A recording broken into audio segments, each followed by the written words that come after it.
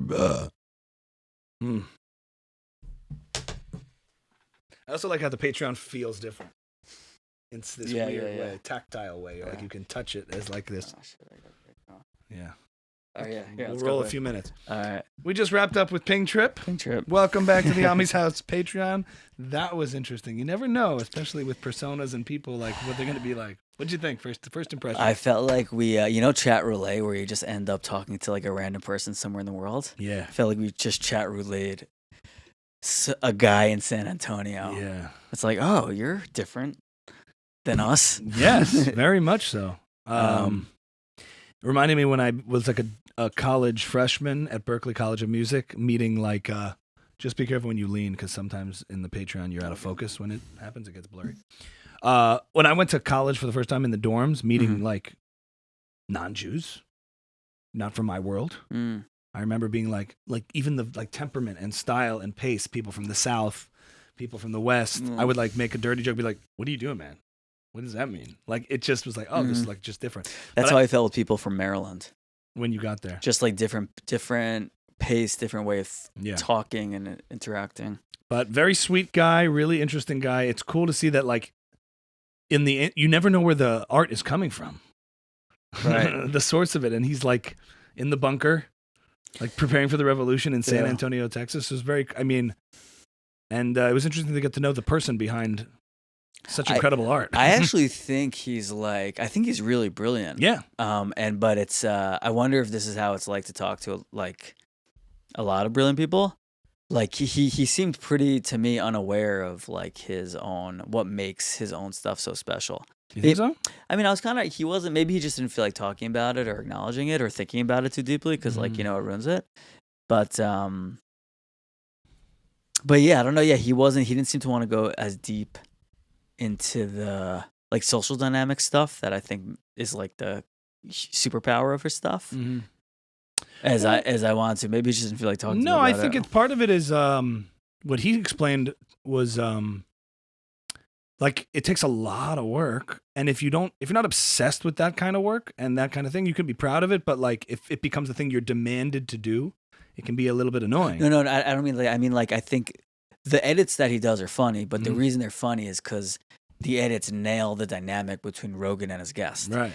That part, he seems to be like, oh, yeah, you think so? Yeah. I'm like, you don't, what do you mean I think so? That's the whole thing. He might just process that differently. Yeah, I guess he does, which was interesting to see. I think whatever's guiding him on the funny is it's intuitive. And you're imparting onto it this like deeper wisdom as well. But I'm sure. Well, it's probably intuitive. He just doesn't think about that in that way. Yeah. But it was a fun conversation, and it was, I look forward to that episode. I think it's cool. It felt like, in that corner of the internet, like it's, for us, we're so sheltered in the sense that, like, to talk to them is like, I never met Jews. I don't see Jews. And you're like, what you talking about Hamas? You're like, I don't give a shit, which makes perfect sense. It was very honest. I didn't want to, it's nice to not have a conversation about that for once. It was like refreshing to not go there, to really hone in on a specific corner of the internet culture that he's certainly versed in.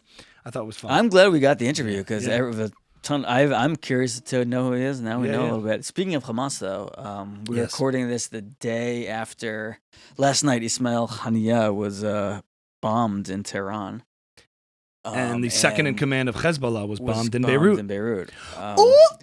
From what I understand, Israel's so badass, man. Yeah, it's a little bit odd to me. What's that? It takes 12 Druze kids getting killed to like for the geopolitics to make sense to be able to do something like this. Like 200 some rockets have been fired. Like they had to wait till one of them killed someone, and also like that someone. If it killed 12 Jewish kids, I wonder what the geopolitics would have been about making a move this massive. That may be coincidence. They may have killed the guy in Beirut because they finally got the intelligence as to his whereabouts. We don't know. It seemed connected. No, it seemed connected. This was a response to the attack. This was the escalation. This was the what I understand. When the Druze thing happened, when it happened to the Druze kids that were killed, my first reaction was like, why does Israel put up with this? Why is there a single rocket allowed to fall anywhere on sovereign Israeli territory?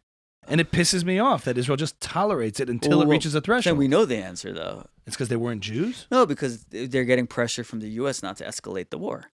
And so the U.S. is saying, like, they're shooting it, no one's dying. Is it purely that Israel just wants to do it and the U.S. will not let them? Do you think that's what it is? Because Israel, when rockets fall on State Road, they also don't really respond. It's not just the U.S. not letting them. It may not be the wisest geopolitical move. Right.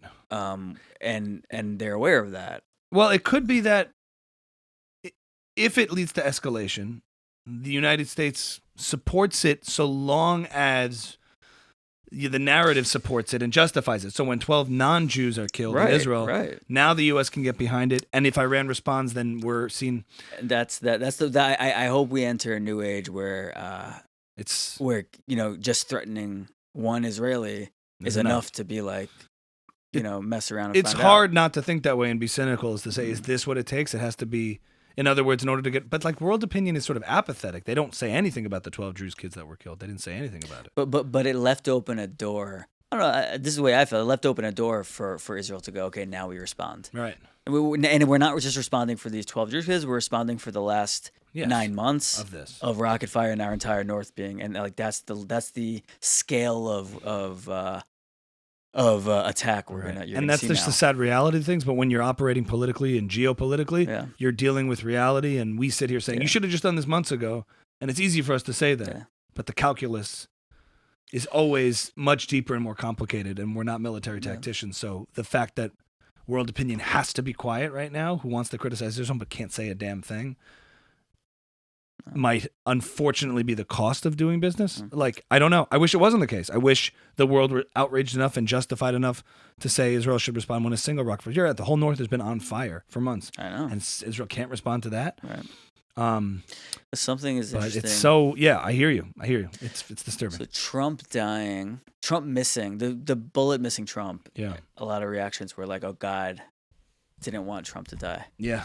When someone does get assassinated, you don't hear a lot of like, God wanted him to die. You don't hear a lot of like, God wanted JFK to die that day.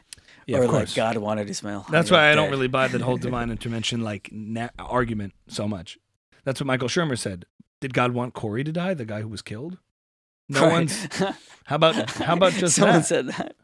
This guy Michael Shermer, who's an atheist. That's so he's like, all these people talking about the divine intervention to protect Trump. They don't talk about like that Corey was chosen to die. Right. God, it was a terrible tragedy, but like we're ignoring the fact that somebody was killed. That is It's right there. Yeah. Forget JFK. It's right there. Yeah. Somebody was killed. So where's the divine intervention on that? It's all selective. We look for patterns. It is insane. I mean, turning your head like this. But the atheist, and I'm not one, but they will say, like, don't give me that divine intervention because somebody was killed who didn't move out of the way. Hold on. Okay. And so I just realized. I mean, somebody was killed, and we ignore that tragedy for the divine intervention that spared Trump, even though just turning his head like this, it is just so wild. Yeah. Isn't it amazing how buried that story is at this point? It's the story of a century, and no one talks about it anymore. It's as if it didn't happen. That's what I said would happen the night it happened, and then I was wrong immediately. Remember, the night it happened, you text me, you're like, did you see what happened? And I was just on my phone watching like TV. I was like, yeah, I feel like there's just going to be like another news story that's done. Yeah.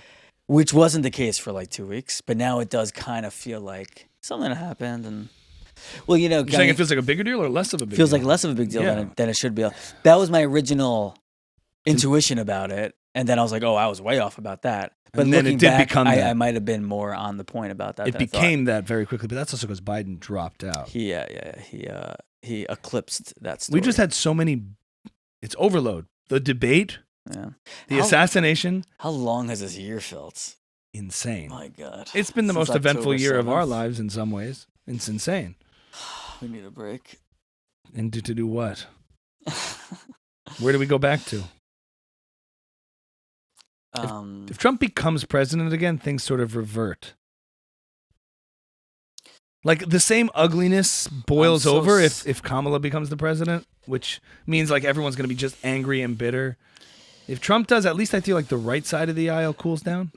the left side ramps up if he wins, right? Which is ugly. I mean, but we've been through that. I'm so sick of this regurgitated Hillary playbook that we're seeing now of like Kamala manufactured enthusiasm. The manufactured enthusiasm. The right wing are Nazis and they're gonna create a fascist empire.